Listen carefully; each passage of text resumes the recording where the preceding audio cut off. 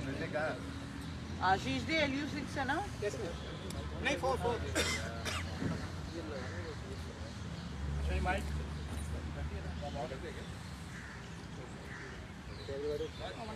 अरे कर देना रोल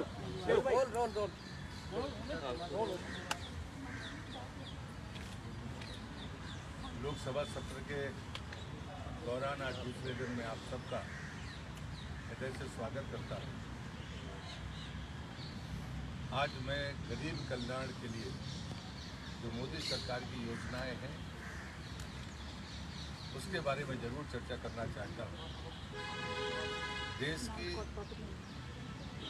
राजनीतिक व्यवस्था में गरीब की चर्चा बहुत होती है, लेकिन गरीब कल्याण का जो मॉडल मोदी सरकार ने दिया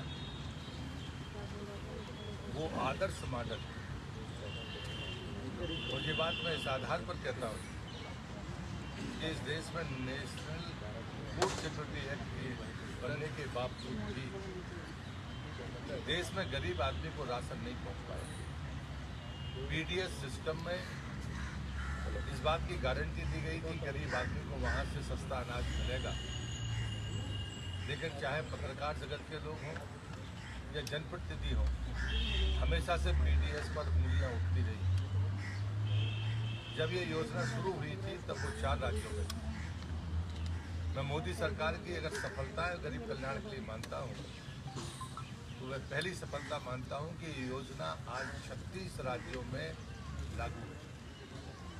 और इसमें 2 प्रकार की योजना है, एक है OWS और दूसरी है प्रधानमंत्री गरीब कल्याण अन्न योजना। जब हम एक योजना में एक परिवार को यूनिट मानते हैं तो 35 किलो, चाहे उसमें संख्या 2 की हो चाहे 4 की हो, हम एक मुश्त 35 किलो अनाज उस परिवार को देते हैं। और गरीब कल्याण योजना में, अन्य योजना में प्रत्येक व्यक्ति को 5 किलो राशन की दृष्टि से उसको सस्ते दाम पर अनाज देने की बात हुई। लेकिन अभी मोदी जी ने फिर से 5 साल के लिए जो योजना गरीब कल्याण अन्न योजना बढ़ाई है, अब वह मुफ्त में अनाज लगभग 80 करोड़ से ज़्यादा लोगों को मिलेगा। और इस योजना में लगभग 5 साल में 12 लाख करोड़ यानी 11 करोड़ 80 लाख रुपया खर्च होगा।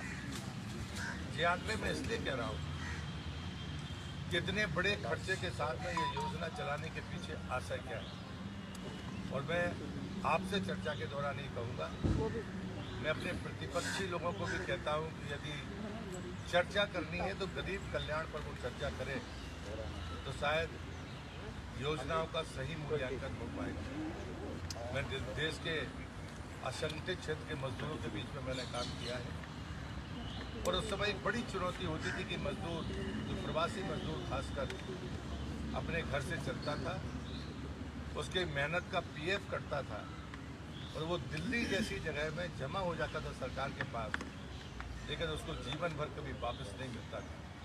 और अनक्लेम्ड PF का पैसा 20-20, 30-30 हज़ार करोड़ इसी दिल्ली सरकार के पास पड़ा होता था। हम लोगों ने जो चार्टर बनाया था, मोदी जी के प्रधानमंत्री बनने के 1 वर्ष के भीतर उस चार्टर को मोदी ने इम्प्लीमेंट किया और यूनिक आइडेंटिटी नंबर PF का देकर मेहनत कश मजदूर के पैसे की गारंटी दी। वो मजदूरी चाहे मध्य प्रदेश में करे या जम्मू कश्मीर में करे या दक्षिण में करे, जो उसका PF का पैसा होगा वो उसके खाते में जाएगा। ये एक ऐसी शुरुआत थी, वर्षों तक जो वामपंथी गरीबों की चर्चा करते रहे वो नहीं कर सके जो काम मोदी ने किया। पर दूसरा कष्ट होता था कि उसका राशन कार्ड होता था, लेकिन वो राज्य से बाहर राशन नहीं ले सकता था। तब मोदी ने 1 नेशन 1 कार्ड की कल्पना के साथ 20 करोड़ 3 लाख से ज़्यादा कार्ड बनाकर उस गरीब आदमी को इस बात की गारंटी दी, यदि तुम्हारे पास कार्ड है तो तुम राज्य के बाहर भी राशन ले सकते हो, तुम्हारा अधिकार मारा नहीं जाएगा। लेकिन उसके बाद भी एक कठिनाई थी, आधा परिवार मध्य प्रदेश में और आधा यहाँ, जिसके पास कार्ड होगा वही अनाज ले सकता था। तो उसके बाद में उन्होंने उसको डिजिटलाइज किया। अब अगर आधा परिवार मध्य प्रदेश में है तो वो अपना अंगूठा लगाकर अपना राशन ले सकता है, बचे हुए लोग जहाँ पर हैं वो वहाँ पर राशन ले सकते हैं। तो चौथी बात मुझे लगती है कार्यप्रणाली की, कि अक्सर राशन की क्वालिटी पर विवाद होता है, उस पर उंगलियां उठती थी। अब ये विकल्प भारत सरकार ने, मोदी सरकार ने दिया है, यदि राशन की क्वालिटी अच्छी ना हो, राशन देने दुकान वाले का बर्ताव अच्छा ना हो, तो आप नज़दीकी किसी दुकान से भी जाकर राशन ले सकते हैं। और इसका जो परिणाम आया है कि लगभग 5000 दुकानें इसलिए बंद हो गई कि उनका बर्ताव ठीक नहीं था या उनकी क्वालिटी ठीक नहीं थी, तो कोई लेने के लिए वहाँ तैयार नहीं। मुझे लगता है कि ये इम्पैक्ट असेसमेंट है जिस पर हम सबको चर्चा करनी चाहिए। मैं मानता हूँ कि जब कभी गरीब कल्याण की बात हम करते हैं तो हम सिर्फ प्रवासी मजदूर की बात नहीं करते, हम उसको देखते हैं कि जब किसी गरीब परिवार के पास भोजन की गारंटी होगी तो वो अपने मेहनत से कमाए हुए पैसे से अपने बच्चों की ज़िंदगी बेहतर करेगा। वो चाहे शिक्षा के लिए हो, चाहे उसके अन्य ज़रूरतों के लिए हो, उस बचे हुए पैसे का वो उपयोग करेगा। दूसरी बात होती है जो गरीब के लिए सबसे बड़ी चुनौती है, यदि भोजन उसके पास होगा तो मेहनत की कमाई बच्चों के काम आएगी, लेकिन स्वास्थ्य और दुर्घटना ये गरीब आदमी के लिए बड़ी चुनौती रही है।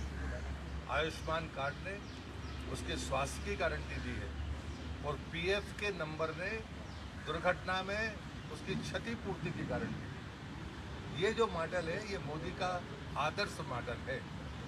और तीसरी बात, जब मैं ये बात कहता हूँ कि कोई गरीब आदमी में या गरीब परिवार में महिला ही भोजन की व्यवस्था के लिए जिम्मेदार है भारतीय परंपरा में, और इसलिए अगर आप बहुत बारीकी के साथ देखेंगे तो इतना बेहतरीन साइकिल है जो क्लासिफिकेशन मोदी जी ने किया है कि एक तरफ एक गरीब है जिसके कल्याण की हम चिंता करते हैं, दूसरा है महिला सशक्तिकरण की वो भोजन की चिंता से मुक्त हो और अपने बच्चों की चिंता करे। हम अगर वो मानते हैं कि मजदूर का बेटा मजदूर ना बने बल्कि और बेहतर ज़िंदगी जिए, तो वो अपने मेहनत की कमाई से उसके भविष्य को सुधार सकता है।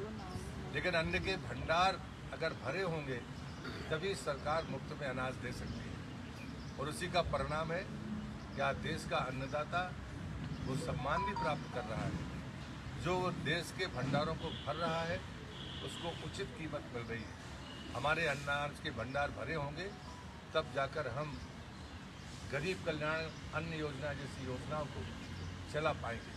और इसलिए मुझे लगता है ये पूरा साइकिल है, चाहे वो मजदूर हो या चाहे वो मातृशक्ति हो, चाहे नौजवान हो और चाहे वो किसान हो, ये एक ऐसा साइकिल है जो गरीब कल्याण की पूरा करने की गारंटी देता है, और यही मोदी की गारंटी है। और इसलिए मैं इस अवसर पर इतना ही कहूँगा कि जो लोग आलोचना भर में विश्वास करते हैं और नकारात्मक राजनीति करते हैं, मैं उनको चुनौती देता हूँ कि एजेंडा अगर तय करना है देश के गरीब के लिए, आपके गरीब की बातें आश्वासन थी और मोदी की गरीब कल्याण की योजना है, उसकी गारंटी है। अगर वास्तव में चर्चा करनी है तो इस मुद्दे पर मैं विरोधियों से कहूँगा कि इस पर जरूर आप लोगों के प्लेटफॉर्म पर जाएं, और इस पर अगर चर्चा होगी तो दूध का दूध पानी का पानी हो जाएगा।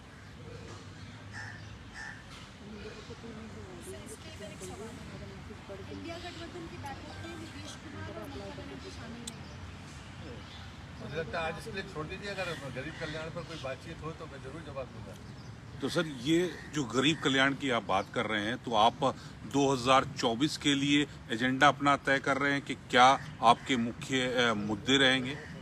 मुझे लगता है कि हम सिर्फ इसको चुनाव से जोड़कर ना देखें तो अच्छा होगा। उसका एक बढ़िया उदाहरण है, प्रधानमंत्री ने अभी इसी चुनाव के बीच में गरीब कल्याण अन्न योजना जो दिसंबर में बंद होने वाली थी, उसका समय पूरा हो रहा था, उनने 5 साल के लिए बढ़ाया।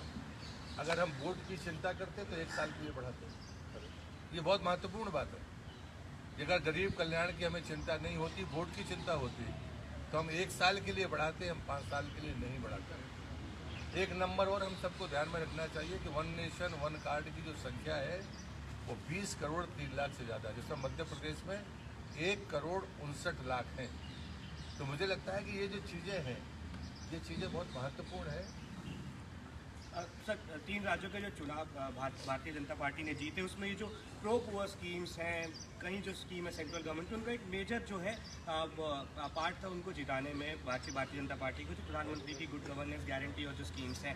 लेकिन इस जीत के बाद फिर से सवाल उठ रहे हैं। दिग्विजय सिंह ईवीएम पे सवाल उठा रहे हैं, जीत को वो एक तरह से डाइजेस्ट नहीं कर पा रहे हैं। वो कह रहे हैं कि ईवीएम जो है वो चेंज होनी चाहिए, बदलनी चाहिए, तो फिर से ईवीएम का बहाना हो गया है। उनसे मुझे कहना मेरा यही है कि शायद उम्र ज़्यादा है तो पढ़ना लिखना बंद कर दिया है, तो गरीब कल्याण पर चर्चा करेंगे तो उनको बहुत सारी चीज़ें समझ में आएंगी कि जब आप एक योजना चलाते हैं तो उसमें गरीब कैसे लाभान्वित होता है, मातृशक्ति को क्या लाभ मिलता है। फिर उनको हमें बताना पड़ेगा कि साहब गरीब के पास में शौचालय भी पहुंचा है, गरीब के पास में पानी भी पहुंचा है, गरीब के पास गैस भी पहुंची है, गरीब के पास प्रधानमंत्री आवास भी पहुंचा है, और गरीब के और खास करके मातृशक्ति के पास जो वो लालीपाप देते थे उसका अच्छा आरक्षण उन्होंने किया है। तो ईवीएम की बजाय वो गरीब कल्याण पर चर्चा करें। जो मैंने आपसे कहा है कि कोई विरोधी को अगर ये बहुत भ्रम है तो मुझे लगता है योजना के इम्पैक्ट पर अगर वो सोचेंगे तो उनका दिमाग ठीक हो जाएगा, ऐसा मेरा विश्वास है।